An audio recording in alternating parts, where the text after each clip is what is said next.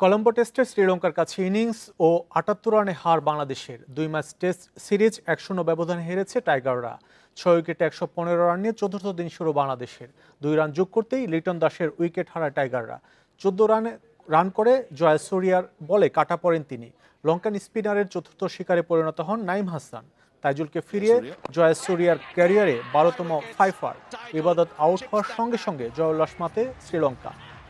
এদিন মাত্র ২৫ মিনিটে শেষ হয় বাংলাদেশের ইনিংস। প্রথম ইনিংসে শ্রীলঙ্কা করেছিল ৪৫৮ রান, আর ২৪৭-এর পর দ্বিতীয় ইনিংসে বাংলাদেশ অল আউট মাত্র ১৩৩ রানে। গলের সফল ব্যাটাররা কলম্বোতে এসে চূড়ান্ত ব্যর্থ।